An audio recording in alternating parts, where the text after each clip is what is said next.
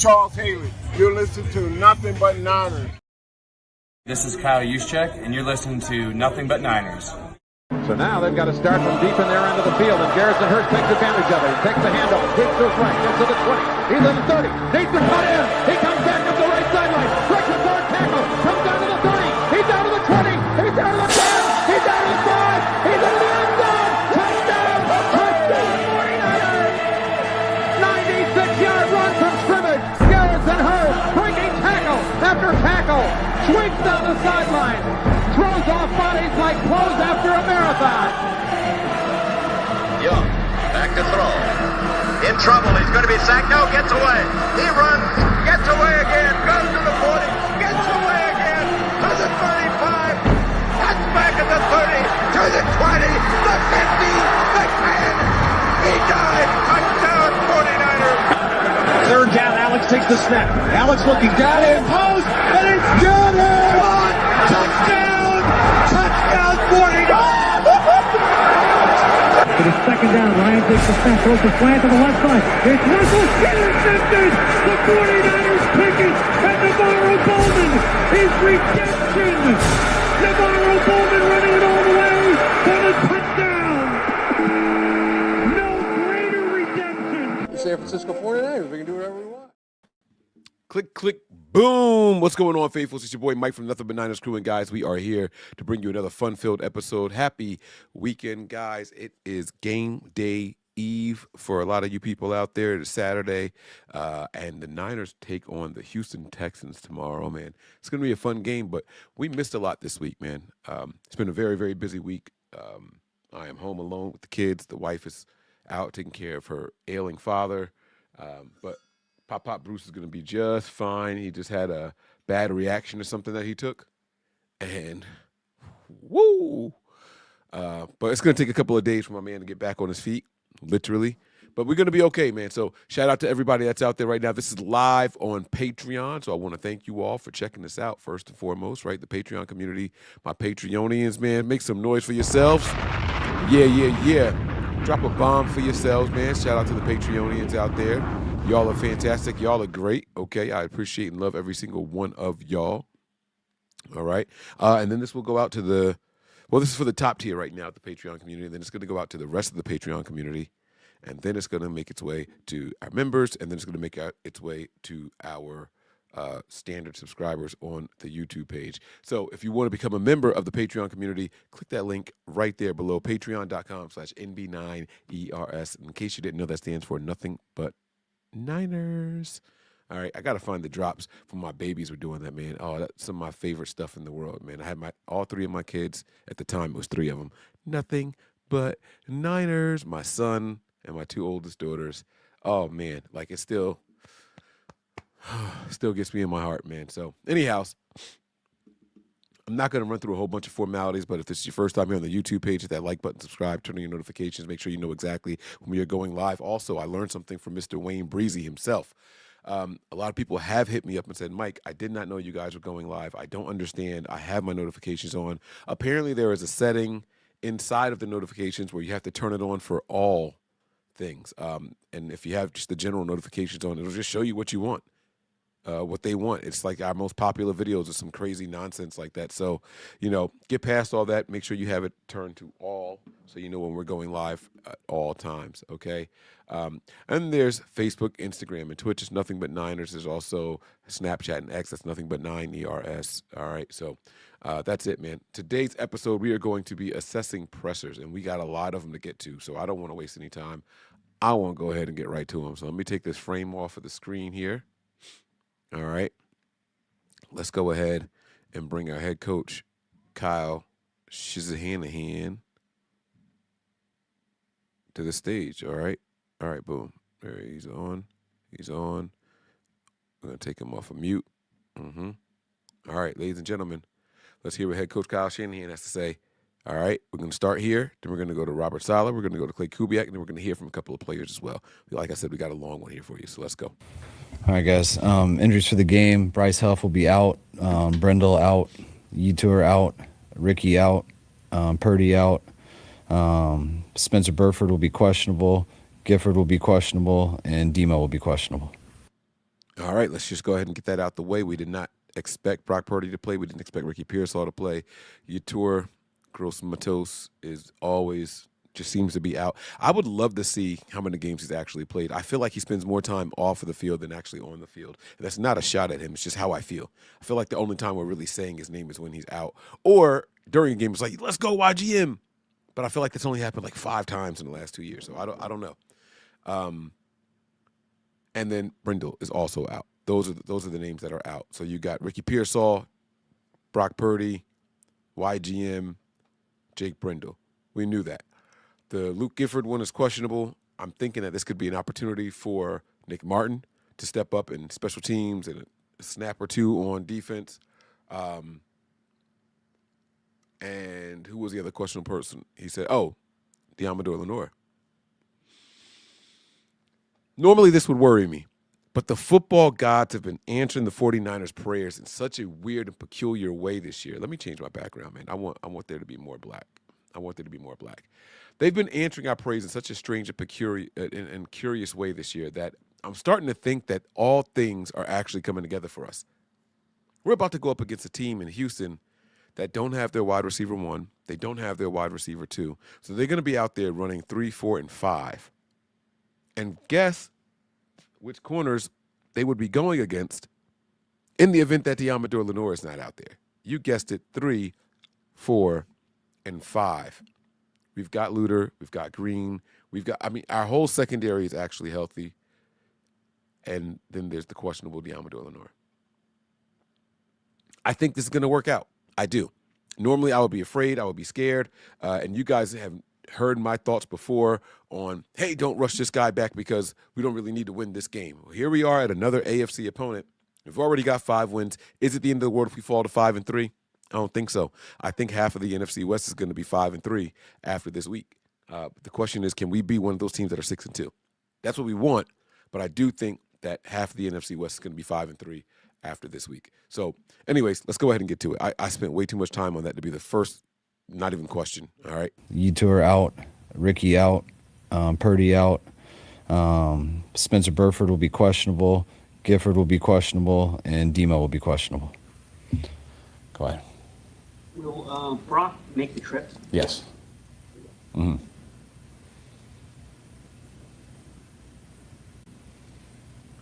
I got to say something. They asked if Brock would make the trip. That's interesting. I want to remind everybody of the Thursday night football game. It was the Vikings. The Vikings had Carson Wentz out there, some guy I've never heard of, and then the backup dressed quarterback was J.J. McCarthy. He was the emergency quarterback for that game. Do we see Brock Purdy as the emergency quarterback for this upcoming game? It doesn't cost him a roster spot. You don't have to elevate or activate anybody, and he can be out there just in case. I think we do. All right, that's it. I'm going to tweet that out right now.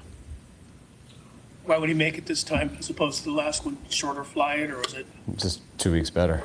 Okay. How is Demo's progression been? Good, going the right direction. I feel pretty good about him.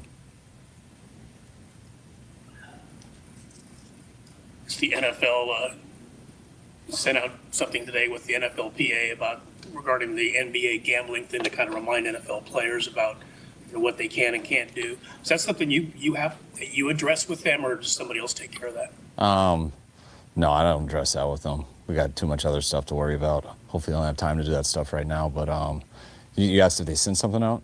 They've sent something out to all players. Yeah. No, that's something I know we all go through that in the off season with these mandatory meetings that we have. The NFL sends people out to speak with us. Obviously, it's a huge deal. It's got to be taken seriously, but nothing we're associating right now with our team. We begin to zero in on a week for opening Brandon Ayuk's practice window. Have we what? Are you zeroing in on a Yeah, I believe he's getting a lot closer. Yeah. Could that happen next week? It could. I think we're week to week now, so hopefully it'll be sooner than later. All right, there we go. Some big news right there. Hold on. Let's pause it now. Shut him up. A week or two closer to opening Brandon Ayuk's practice window. I want to let you guys know something about this 49ers team. We have opened a lot of practice windows for a couple of guys over the time here. only one guy did not return the following week after his practice week was open. Only one. I'm not going to say any names. Not going to say any names. There was one guy I was really, really hopeful for. They opened his practice window. They opened his practice. He's no longer a part of this team, and he was a third-round pick. I believe he was a third-round pick. Let me type his name. Let me see. Hold on.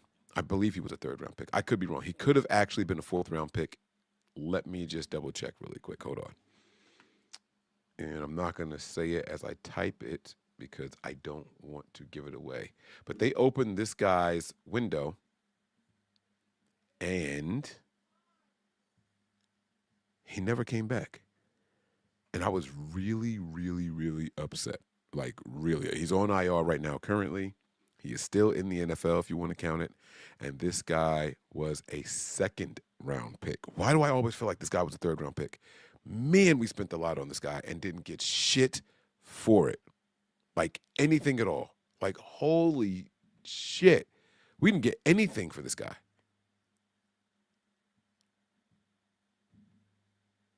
Let me just look at his career really quick. Like, how many games with the Niners did he actually play?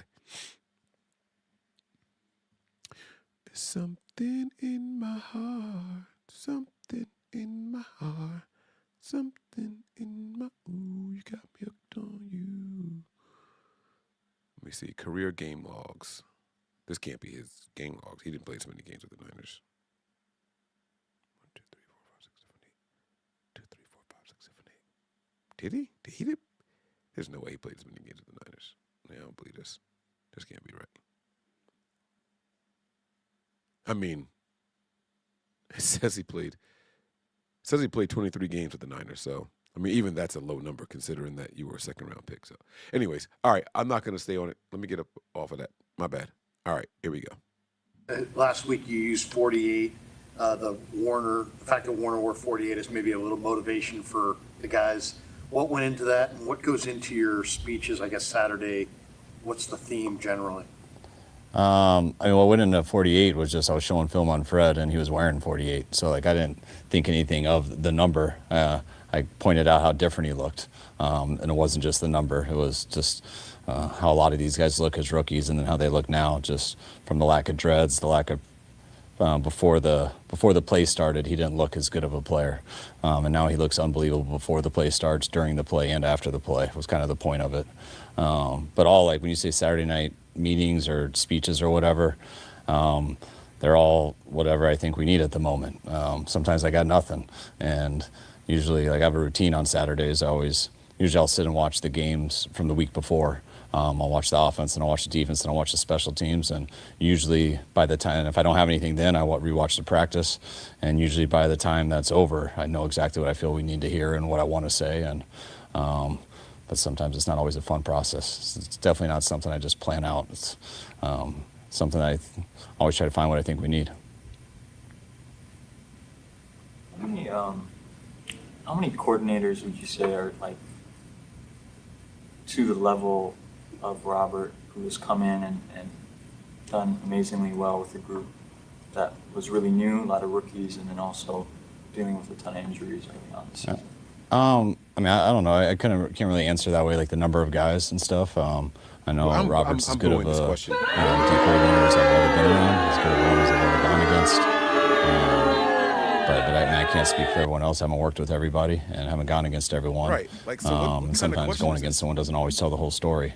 But just being with Robert as you asked the question that was literally not not QC in Houston for 4 years, to then being with him for 4 years here as a D coordinator, and then being here and now I feel like with you were him trying to after go him somewhere going with away it, to be a head but coach. you didn't do it the right just way. all the things he's been through, the different situations, how talented he is in general, but then being in those situations. Terrible question. Yeah, that deserved to be interrupted by an ad. Fuck out of here. To me, made him one of the best, if not the best.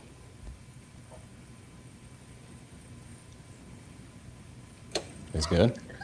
Like they're acting like they're scared to talk to Kyle. What the fuck? How much do you enjoy timid ass Friday like night JV football nights off? And have you ever what? watched JV football? And I'm said, turning this shit off. Yeah, I got a pretty good idea there. Are you fucking kidding me? They're asking Kyle if he watches. Sometimes. I usually get more annoyed that I see stuff in high school games that we're doing.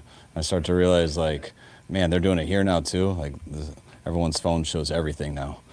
So I get annoyed when I see it in the NFL or college, but then when what's happening there, I realize those days are over of keeping anything to just your own team. But I really enjoy going to those games. It's mainly, I always call Fridays. If we have a home game, I always call Friday afternoon our weekend. So to enjoy our weekend, I love being able to go watch my son play, hang around my daughters people in and the my wife. audience, and, the media, we're playing whether I'm the around Texans football or this not, week. it's not the big deal. It's kind of Just being a in the reminder, atmosphere, the Houston going out to Texans. dinner, and then I usually D'Amico do Ryans. go to bed. So it's a short weekend, but CJ it's a lot Stroud. more fun when I have a football game to go to. All right, just a reminder. Robert in Houston, right? That was the first. Yes. What was he like back in, what was it, I think 06? He was just as bald, just as jacked. I don't even care anymore. This pretty is much the looks the dumbest exact shit same I've as he ever does heard in now. my life. Robert was always, he was a defense quality control, and he was. I hate our He always media. wrote like the own. And he said different than last me. question. I didn't even know how to do email. But there's more Still time, really so don't. obviously it's not the last one. And he Maybe was the they'll QC rebound. and could get everything Let's see. done so fast, which sometimes annoyed me. I'm like, how you getting your work done fast? And Fucking waste he of would time. read the directions actually and computer manuals, and he would start to program everything on his own to make things faster. And I'd be like, what IT guy did you get to do that? And he'd be like, no, I just read the directions and figured it out. So he had a little different style than me. But it was pretty cool how smart he was with all that stuff. Sometimes I think it hurt him in terms of D coordinators really wanted him as a QC because of how good he was at that stuff, and so they didn't want to lose him somewhere as a position coach. So I think it took him a little bit longer, but he was as good of anyone that I've been around at that level. And I remember trying hard to get us to hire him in Washington. By the way, as a linebacker great coach, answer and great details never by really got Kyle. my opportunity Just a until I came stupid, here, but pointless. so I was one of the Like first guys I they thought could about have as a asked this. He didn't blow off his exams in college, you don't think? No, he, Jesus. I think he did something else Okay. before coaching. I think he was probably Media making a people, lot you of got money some in, brown stuff on your nose, finance, and I don't maybe. think any of y'all are black. I was on Like, a one-way track. Get it was off. Football or Get it nothing off. for me. So On the QC tip, as the season progresses, do you want to meet with those guys a little bit more because you're scouting other teams, looking at other teams to know what's better defines like what you are, or do you kind of know all that off the top of your head? what do you mean by other? Well, like your tendencies, like do you want your guys to define you to yourself, so you kind of maybe remind you, or maybe you don't? Yeah, no, I like to think I got an idea. I'm always every time you think of something, or call something or anything, you're relating it to something else. You're constantly thinking about that. But if there was anything that I didn't know that I figured out on my own, like if all of a sudden I just looked up something and found out how bad this was, and no one brought it to my attention and they knew that, then I would be really bothered. Like I expect if anything's wrong, we have a whole analytics department, we got QCs, I got position coaches, we got players. If there's anyone who knows something that's messed up or seems weird, it's probably not on purpose. So I want stuff always brought to my attention, so we got a chance to fix it. And sometimes people do bring stuff to my attention. I'm like, yes, I know. I'm very well aware that we have a pass tendency on 2nd and 20.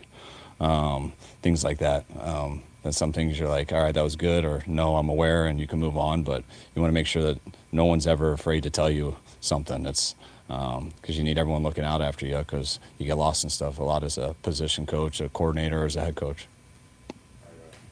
All right, thanks, guys.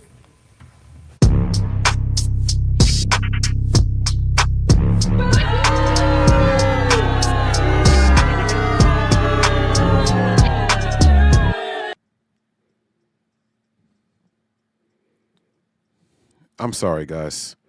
I am so sorry to have wasted your time bringing Kyle Shanahan to the podium. And again, no fault to Kyle. He's only going to answer the questions that are asked to him. He's not going to go up there and volunteer any information. Like this, what a wasted opportunity. Kyle, that defensive line was very, very aggressive. If you watched them in that last game against Seattle, what were your thoughts on blah, blah, blah? Or like, absolutely nothing. Not that we're looking for game plan or anything like that, but like ask something relevant to this week. They asked him about analyzing Robert Saleh as a QC at his time in Houston. Hey Kyle, we know that you and Robert were together in Houston, and what you think of him back then.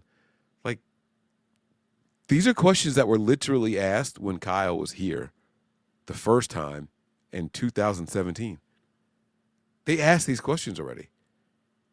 I don't understand why they waste so much valuable time. It's sad. What a waste of time. As far as your Thursday practice, a couple of your players said after the game that they thought that outing was going to happen because the Thursday practice was so good and intense.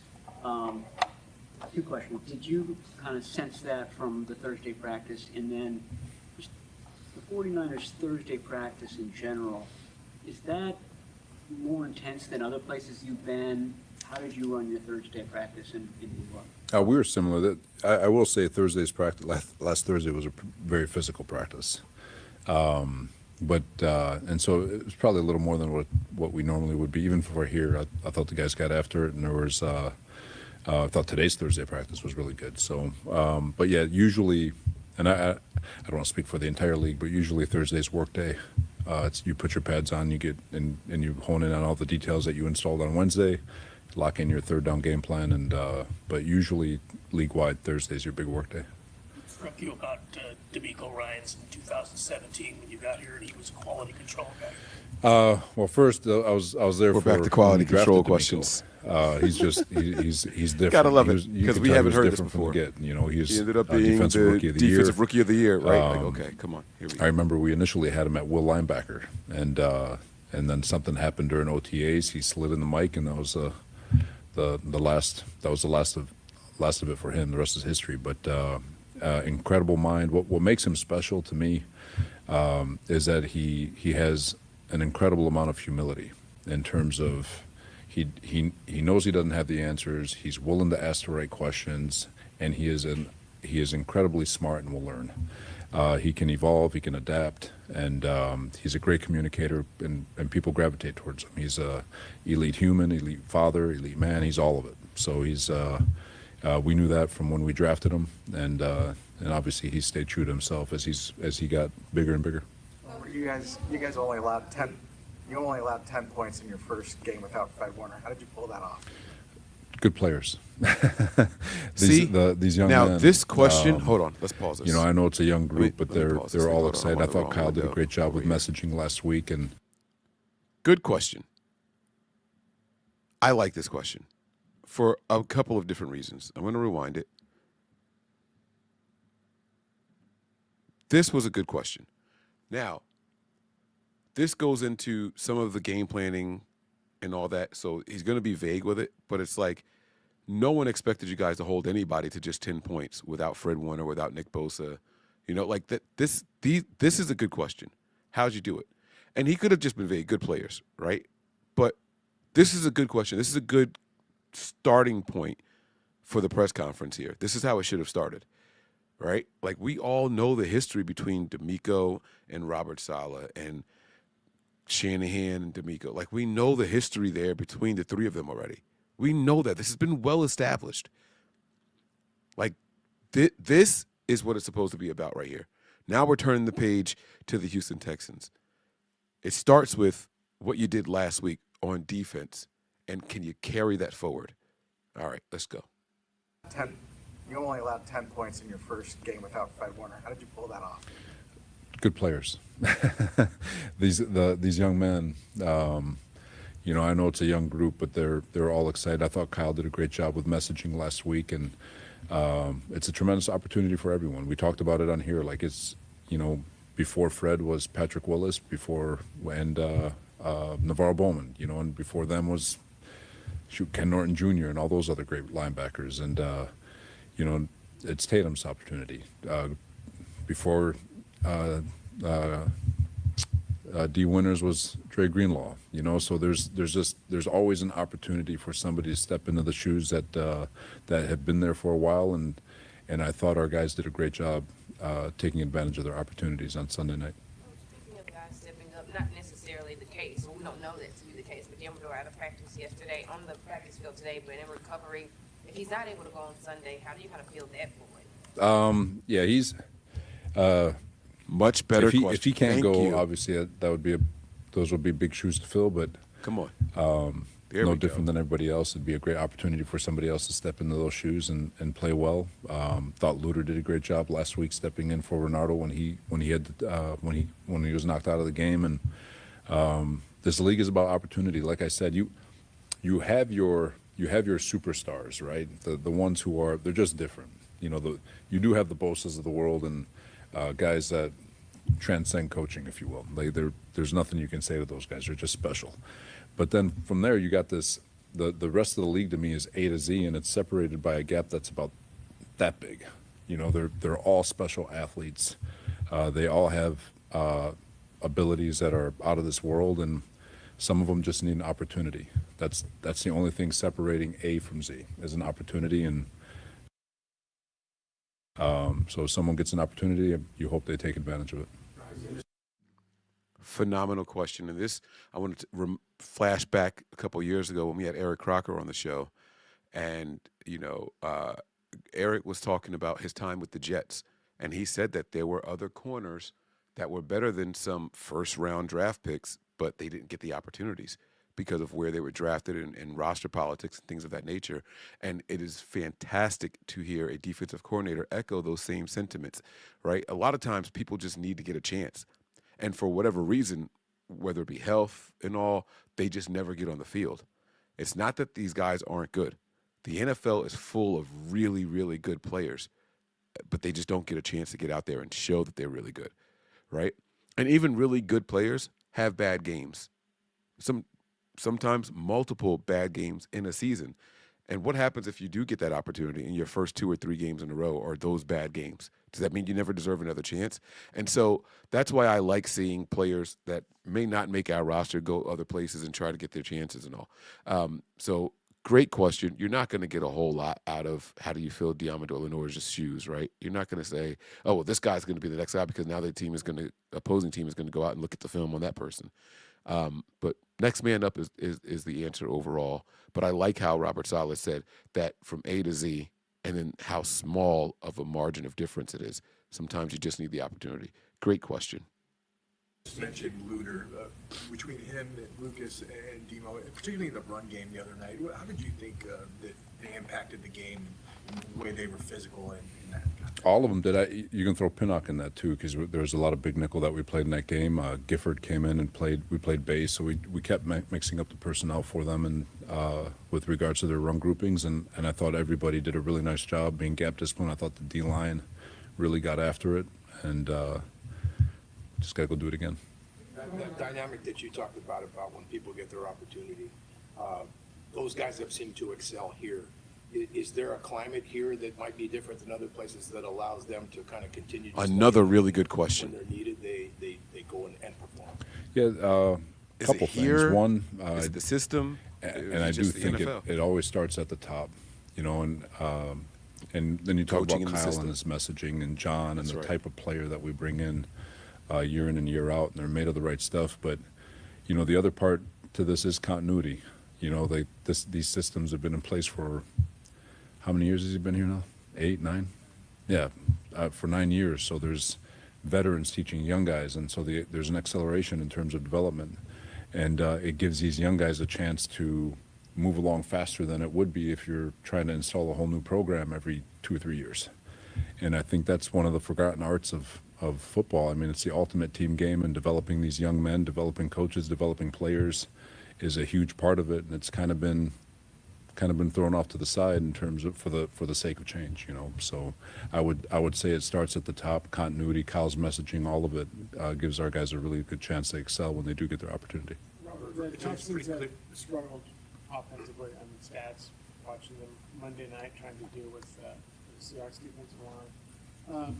I guess I just said they were not playing very well, but I mean, what is your assessment? And when you have a team that's objectively struggling a little bit, as a coach, how do you guard against oh, hey, we got this? That long-winded question, but a very good question. On Monday night against Seattle, their offensive line really seemed to struggle against Seattle's defensive line. What do you make of that? He didn't ask it, but can you replicate that kind of success that Seattle had against them? What do you make of it? Great, great question. I love that they're turning the page forward. Beautiful job. Great way to rebound here for the media. Let's go. I get the narrative for Houston, but this is also the same team that dropped 40 on Baltimore, and they had 26 on Tennessee in a shutout. So this is a damn good football team. Going up to Seattle on a Monday night, that is hard to do. And they were right there. You know, I thought their defense stood on its head, gave themselves a chance to win. They had the ball inside the 5-yard line. They had opportunities to win that, or to at least tie or win the game, but it's a damn good football team in all three phases, and we all know that it's going to be a tremendous challenge trying to get down there and get another win. Very good. Very well said. Tatum Bethune, it's clear that football is really important to him, and I know you probably go to the combine and talk to these guys in these rooms. I mean, how do you discern what guys football is really important to as opposed to they're just good at it? Yeah, no. Get to the mindset of the players. That's Again, the one another big good question. You want guys who love the game and everything about it. You know, and there's a difference between a player who loves the game and everything that it brings versus a guy who likes what football gives them. There's a big difference, and I think when you're going through the evaluation process, trying to find the guys who genuinely love ball, whether it gives them money, fame, they don't care. They just want to play the game. Trying to decipher those guys, or trying to separate those guys from the guys who like what football gives them, the fame, the notoriety, all that stuff. Those guys don't last. It's the ones who truly love the game and the process that goes with it, the studying, the practice, rehab, lifting, all of it. And it can get tricky, but if you dig enough, you can find it. So is Nick Martin getting any reps at strong side?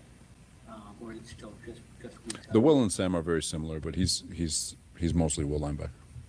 What can you say about kind of what he was asking about when it comes to Tatum Bethune, Malik Mustafa, to know that they be winners? I asked Tatum about this yesterday. They all kind of congregate together throughout the week outside of the facility to come together to each other's houses and study more film on top of what they've done here. I mean, what can you say? I mean, they're all in their second year, so I mean, they're pretty young. They love the game. You know, Nick Saban, I don't want to sit here and mess up what he quoted, but he has a really cool piece that goes around social media and talks about how people who love ball gravitate to people who love ball. You can't have mediocre people mixing with elite minds. It just doesn't work. And usually that happens. Like they're going to gravitate towards one another. If you love the game of football, you're going to gravitate to one another, and if you don't, you're going to gravitate to your clique. And those guys love the game of football and everything that comes with it. And so it's not surprising to hear that they try to find each other to study more tape. When you left here to go to New York, how aware were you that D'Amico was going to be next in line, and how much, I mean, not that it mattered how much you're getting an opportunity, but peace of mind did you have knowing that they were in good hands if D'Amico was taking it was a no-brainer for Kyle. That was the setup from day one. He's like I said, D'Amico is he ascended so fast. Obviously, he played the game, but to go from QC to linebackers coach to coordinator, he was ready to be a coordinator after his first year of being a linebackers coach. Like I said, he's got a fantastic mind. He's a quick learner, and he's got the confidence to be able to adjust. And he did. He made it his own in his years as a coordinator. So he took what he learned, he made it his own, and they played fantastic football, earned a spot, rebuilt it in Houston, and they're doing it again. So he definitely is proven that he understood the blueprint. It wasn't like he just took over a car and he started driving it around. He made that thing better, and he went and built a new one again. So, but yeah, he's a fantastic coach. Everyone in this building at least knew that it was going to be good when he took over. Kyle would have killed me. What stands out for you about Chase Lucas? Football savvy, energy giver. He sees all the nuance in football, every little detail. He studies his butt off, and but yeah, he's the ultimate energy giver. He's giving juice to everybody. He's talking smack with everybody. He's helping out Upton as much as he can to help him accelerate. a young man who loves the game of football and everything that goes with it, and a guy that just when he sees his opportunity, like he's taking advantage of it. And I mean, the guy's out there. He plays corner, he plays nickel, he plays safety. It'd be a disservice to try to explain how valuable he is. He's invaluable to this football team. He's awesome. With regards to Tatum, he certainly seemed very confident going into the game the other night. But now that he's past that first game as the guy replacing Fred Warner, have you seen him settle even more and becoming more comfortable this week? He can't be comfortable in which he knows. The urgency is he's got to go do it again. It's kind of the message. We did it once. That's great. You can't take a deep breath. You got to step on the gas and keep doing it over and over and over again. This league is a proving ground week in and week out. As much as they love you this week, everyone can hate you next week. And that's just the world we live in. We embrace it. We love it. But for Tatum, he doesn't have time to breathe. He's got to keep going. Go ahead, bud. Given what you've been able to accomplish with this group, some fans have already started kind of preparing themselves mentally for, your next head coaching opportunity. Obviously, you were able to interview for a few this past off season. Presumably, you'll be in line for another sooner rather than later. Is that still your end game in this? Like, do you want to be a head coach again? End game is trying to find a win on Sunday. We'll go from there. You guys good? That's right. One game at a time. I love it. Here we go. D'Amico Ryans was a rookie in your dad's first year, I believe, Mhm. in Houston. Mhm. Do you remember much about him? Do you remember your dad saying, like, this guy's going to be a head coach someday, or anything that struck you about him? Yeah. I mean, he was rookie of the year, I think, his rookie year. And I just know, I think he was a second-round pick, something like second or third. I think he was a second, and just right away, he was the leader of their defense. They had a young team, young defense, and he was the leader. And I know my dad just, was so thankful to have him because he was just a guy who just stepped in and became this leader and this smart, tough, charismatic player and just really led that franchise for however long he was there. He was the guy. And whether or not he knew he was going to be a coach, you'd have to ask my dad, but just those traits were there, those leadership qualities. You watch the Houston defense, how familiar does it look, and how has he maybe evolved from what he was doing here? Yeah, I mean, it's his defense. It's the defense he's been running. It's what he ran when he was here. Obviously, there's some tweaks. There's new things. There's always things that are evolving. But it's the thing about it is that's why it's good. There's a core philosophy and it's the way they play, and that's what sticks out. That's what it's always been, and that's why they're a top defense. It's because they know their identity. They play their system very well, very sound, very physical, and they play with their hair on fire. So that's why they're one of the top defenses in this league. Yeah. Robert was just talking about last week and how he thought Kyle did a really good job with the messaging for the game. He said that a couple of times. Is that something that you kind of keep your ear out for and you appreciate, like what a head coach has to do week to week as far as that messaging? For sure. Yeah, it's something you're learning as you watch a head coach operate like that. Someone who is very much dialed into the offense and the scheme of everything, but then after all that's said and done, he has to pull back and think about, okay, what's the message to the team? How do I want this team to play on Sunday? Not just the offense, not just how we're going to move the ball, but how do I want my team to play? And Kyle's able to balance those things out. I think that's one of his greatest strengths. As a coach, he can balance those two things. And I agree. We had a good message. In any game, you go into every game with a goal, a way you want to play, and it just so happened it worked out for us on Sunday. Do you remember your dad kind of working on that being something that he would try to do week to week? I mean, do you remember when that sort of came online for you, that was a thing? Yeah, for sure. I just remember when he was a head coach, he'd come home on Friday afternoon, we would talk, and he'd be telling me, I think I want to say this to the team tomorrow. Here's what I think we need to hear. Here's what I think our guys need tomorrow night, as you start to talk to them the night before the game. And what's cool is as a head coach, you don't really know what that message is on Tuesday or Wednesday. Things have to kind of sink in as the week goes on, and then when you get to Friday and you get to Saturday, you really get a feel for where your team's at, and then you really know what the right words are. You know what I mean? And I just know we would always have those conversations. My dad would come home Saturday after the team meeting and would say, what'd you tell him? We wanted to hear it because it was such a cool, kind of inspiring thing. And then you'd go watch the game and you could hopefully feel the team playing that way. So. you get a chance this week to talk to your brother at all? You guys, it's kind of unique. You guys were going against the same team back-to-back weeks. Yeah. Have you had a chance to kind of compare notes at all? Yeah, we talk every week, and that is kind of interesting. We've kind of been following each other this year, but he's not revealing too much, and vice versa. We're divisional foes, but we always talk after games, just kind of, hey, what were you seeing in the defense? How'd they look to you live? Just kind of sharing little stuff like that, but just pretty much the norm. Yeah. When you guys brought in Matt Hennessy last year, you guys signed him to a 2-year deal, which you don't see a lot of for guys coming in that late. What did you see in him then that you liked about him, and how much do you think maybe even just those extra couple of weeks help him now? Yeah, it was just getting the guy here early and getting him into practice right away. I mean, you notice his athleticism right away. That's what stood out. The way he moves, and he's been in a similar type of scheme where he's blocked in the zone scheme, so he had a good feel. But just a really good athlete playing the position. And then, he got a head start. He got the offseason. He had a great camp.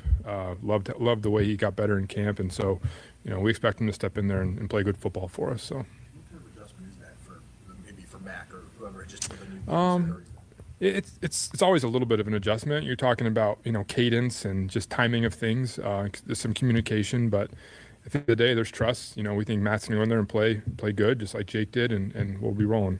You have a couple of really fast weapons in Garendo and Watkins you're not really utilizing. Do you see a role for Garendo in this offense? And what is Watkins? Would Watkins? Good question, man, because we've all been wondering. Space for you guys? Yeah, I mean, to go Jordan's coming back from the injury, and it's just been a matter of getting him back into practice and, getting his conditioning back and then getting him elevated when we can. And he's got to get out there and take advantage of his ops, and I think I said this about Jordan James last week. He's doing a great job of being ready for that moment for when the time comes, and who knows when that's going to come, but we like where he's at.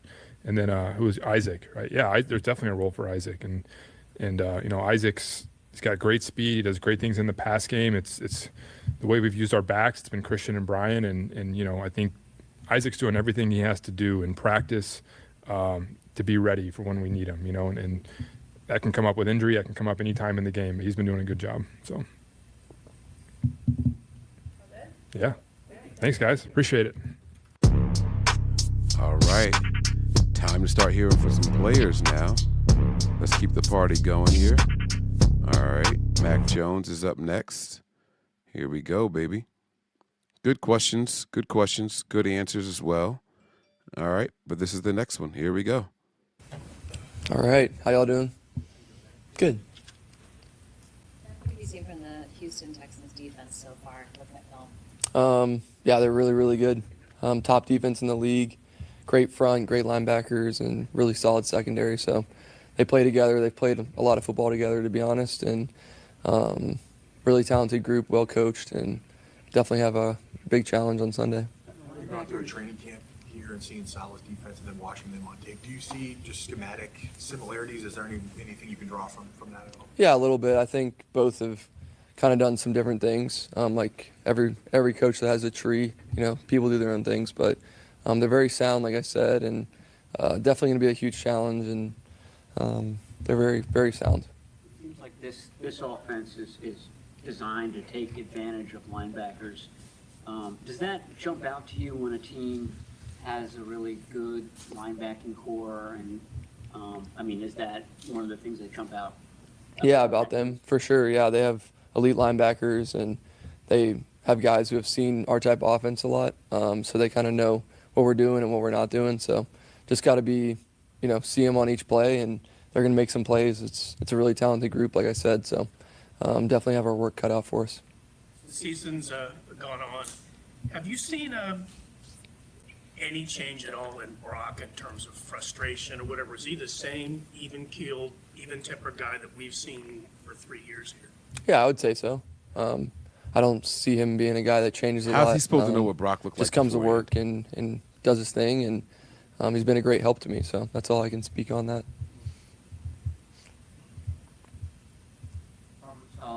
Was talking about messaging and how he thinks that Kyle does a good job week to week of coming up with a strong message. Is that something that the players kind of note? Is that something that you listen for, having been with 3 different organizations now? Definitely, yeah. I definitely think he's one of the best that I've been around in terms of team meetings and offensive meetings, and then not just the X's and O's, but what he's trying to get across for the week, and definitely taking a lot of notes on everywhere I've been, and I've been super impressed with his messaging, and he's a great public speaker, but he also backs it up, so it's been a pleasure just to be in there learning from him from the start, from OTAs all the way through, and he's always trying to come up with something new that can get to the team, but that's because he means it. It's not just make-believe. Do you keep those journals, those notes, and you have them like in order, and you do ever go back and look at them? Yeah, I do. I have a lot of them. I keep them stored away somewhere. I won't say where, but I have them all stored. And then playbooks too. I have every playbook in any game I've played since college, freshman year. So it's really cool when you can look back, even against this team we're about to play. I've played them a few times in Jacksonville and whatnot. So you can always look back and see, is there any differences? Is there anything the same? And then also the messaging, like what was the messaging going against a defense like this, at a different place. And Kyle just does a great job taking it 1 week at a time. And it's nice now because it's virtual, so you can keep everything on your iPad versus, it's been a lot of binders for me in the past. You won in Houston as a rookie with a fourth quarter comeback. Do you remember that vividly at all? Yeah, I do. We got kind of lucky. It was like a roughing the quarterback on like a 3rd and 20 to keep the drive alive, and then we went down and kicked it. I know they were pissed about that, but it was good to get that under my belt, and it was a big win for us. I think we were like 2-4 or something like that, and struggling a little bit, and then we ended up winning like 7 in a row or whatever. But it's a long time ago, it seems, and completely different staff and system and everything. But it is nice when you've played in a stadium and you kind of know what to expect fan-wise, and where the play clocks are, all that stuff. So it's good to go play there. Legit roughing the quarterback call, or did you have to sell that? I don't know, you're going to get me in trouble if I complain about the refs even 5 years later. They'll send me a letter. But no, I don't know, it wasn't that bad, to be honest. I've had worse. Do you do that when you're at a new stadium? Just kind of go out there and kind of orient yourself to where the play clocks are and things like that? Yeah, everyone, that's kind of one of the things I think a lot of quarterbacks do. I don't think it's like rocket science. You just walk out and find them and figure out where they are. But they have a really loud stadium there. I feel like the sound gets trapped well in there, and the fans are very passionate. And like I said, their defense is unbelievable. So definitely have our work cut out for us. And at the end of the day, it's a 100-yard field, 53 and a third wide. So you know what you're getting yourself into. This is like a weird question, but like when you have met, I assume you've met retired kind of legendary quarterbacks. Just because you guys, the stress and just the uniqueness of your job goes with it, is there like a instant connection or understanding because you guys both know you have that shared experience? Kind of trying to understand. You're saying like how hard it is to do it? I don't know. I don't think I'm there yet. More silly questions. Sorry, this is probably a horrible question. No, you're good. But legendary quarterback Tom Brady. I don't Yeah. know it was like, is there just an instant connection because the job of NFL quarterback is so unique? Yeah. And the pressure and For sure, yeah.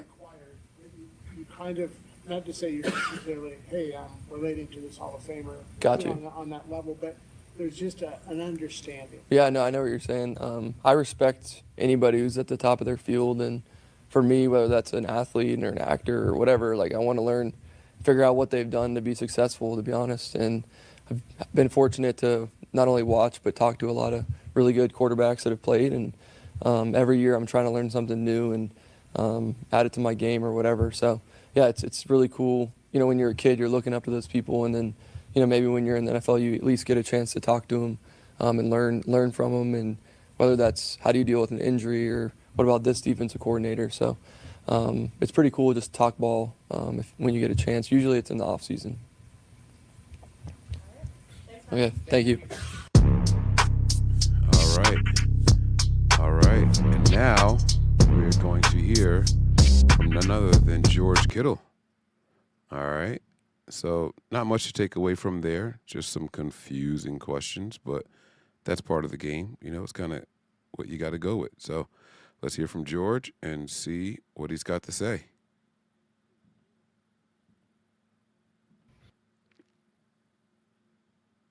Okay, thank you. Any big plans for a national tight end? Ooh, hopefully win. That, and my wife told me she said 3 touchdowns. So if you guys could tell Kyle that, that'd be huge for me. Maybe McCaffrey needs to tell that you're going to be the player of the week like you did in reciprocate. You know what? There might have been some politicking involved in that. I might have helped him out with that. Spoke that one into existence. But yeah, that'd be helpful. Yeah, that'd be awesome. But you know what? I am excited to play in Houston. Haven't played there since 2017. My wife's never been in that stadium. She let me know. So it'll be fun. I'm excited to go down there. What do you think of their defense, George? They're the hardest defense to score against. So what kind of challenge is that, obviously, for you? I would say Will Anderson is a freak. He's a very good football player. Incredibly powerful, explosive, likes to bully people. The elbow brace is scary. I mean, you just watch what he did in Seattle. I mean, strip sack, touchdown. He's a hell of a football player, so definitely on the radar. On the opposite side of him, Daniil is someone I've gone against a lot of times who's still got a lot of gas in the tank. And the thing about when you play like older defensive linemen, they come up with craftier ways to avoid blocks and like to use their hands into, like, he's still a physical player, but he also has different tools in his bag, kind of like Trent Williams does all the ninja stuff. So he's still a fantastic football player. And then, something that we've been talking about, number 5, I'm horrible with names, but he's a fantastic football player, one of the best players on their defense, the nickel. The way that he makes tackles, he doesn't come out in 12 personnel. When they're in nickel, they stay nickel. He hits people, he shoots the A gap, shoots the B gap. Very smart, great in the pass game, so he's definitely someone on our radar. And something that I'm going to have to hopefully get to go against. And a guy named Aziz Al-Shire, too. Aziz? No. Yeah, I know him a little bit. Yeah, I know. Actually, I talked to him last Saturday night. That was kind of nice. But yeah, I'm excited to go against Aziz as well. What does coming off of a game like Sunday? He was FaceTiming Curtis Robinson, and I was next to Curtis. And so I may or may not have been talking crap to him. Very good. What does coming off of a game where you had the offensive performance that you as a team last week, especially in the run game, do for you guys going into a game against a defense that is tough to score on? It's just kind of getting into a rhythm is what I would say. I felt like we got into a rhythm really early against Atlanta in the run game. And we're just big chunks. And, what I'm really looking forward to see is, Christian got a bunch of those, medium length carries, 8, 10, 12, 14 yards. And I think he's going to get another opportunity. He's going to break one off for like 30, 40, 50, 60. So I'm looking forward to getting one of those. And I just think the more that we get this offense into a rhythm in the run game, I think the pass game will just open up and be a lot easier for us. Does that Houston defense have D'Amico's imprints on it? Can you see it? Yeah, I mean, I literally... we got shot a couple clips today or yesterday, today, and you can just see them, how they swarm the ball. There's 11 guys in at the end of every single play. There's 11 guys in the screen. And then they do the Dre Greenlaw thing where they hit themselves in the face mask a lot, which I think is very much the D'Amico thing.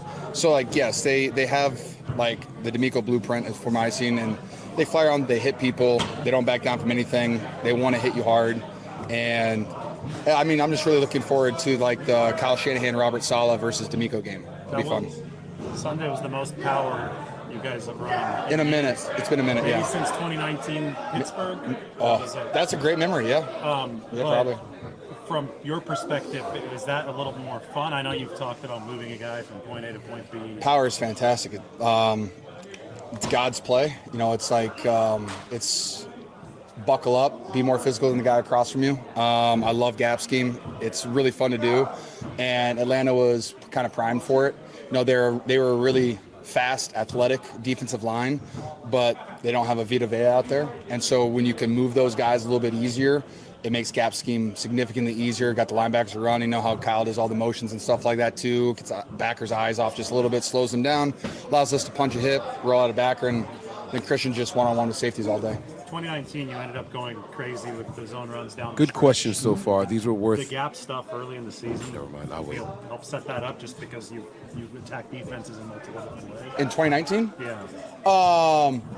Yes, but I also think that our running backs figured out how to run it better kind of towards the end of the year, our outside zone. And then when you had a guy like Tevin Coleman and Raheem Mostert, who both are 4-2, 4-3 running backs, and the way they can stretch and cut, there just weren't I don't think teams are really ready for our Zorro stuff and the Spirit Bros stuff yet. So that was very helpful in that. And we still did a little bit of gap scheme there late in the year. But, yeah, I just don't think teams were ready for all those double teams by me and Juice. George, so much was made this offseason of the importance of this rookie class coming in and contributing right away. Just almost halfway through the year, what have been your observations of that group and how they've kind of acclimated and taken on those roles?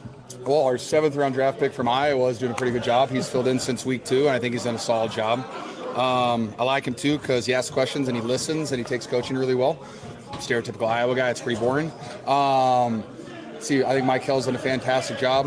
I think the overall thing with the rookie class is they're attentive and they ask questions and they listen when you give them something to, if I told Mike Hill Williams something during training camp, I said, hey, you should do this. And he was like, oh, that makes a lot of sense. I'll do that then. And just like the way that sometimes rookies that are absorbing the egos, information. And I think our rookie class here is very eager to learn, and none of them really have an ego. Like, they have their swagger to them, but they're all appreciative of the opportunity to be a 49er. It seems like it'd be easy for those guys to press a little bit because they are thrust into these roles and guys ahead of them get hurt or whatever. How have they avoided that? Have you had to say anything, or have you seen messaging to that effect at all? Not really. I think really, our defensive rookies have all had to play a lot. I think, Connor's the only one on offense that's really played. Yeah. But I did see Connor was the first rookie to have a catch this season. That's awesome. Go Hawks. But I think on the defense, I credit that a lot to Coach Shanahan and Robert Saleh. I think they just, I don't know what Saleh says in all their meetings all the time. And, Chris Kasarik has those rookies running around between Michael, Alfred, and CJ. And I think just when you have really good coaches who know how to light a fire under you and know how to focus you and keep your rookies they get distracted kind of because it's a long season. There's a lot of meetings that they're not used to. If you can keep their attention, they can become really good football players really fast. All right. So, guys, that's going to do it for this episode. Hopefully you guys enjoyed what I brought to you guys so far. All right. Listen, man, those questions that were asked to George should have been asked to some of the coordinators and coaches, but I digress. They kind of wasted Kyle Shanahan's time all week long, nothing really pertaining to the upcoming opponent asked to Kyle Shanahan. Concerning, but, I digress. I'm going to leave the breakdown with you guys. Look, we assessed the pressers. Not a ton to take away from. Even the bad questions, I think Robert Saleh and Kyle Shanahan both did a good job of going in depth and answering those questions. And maybe that's what they want.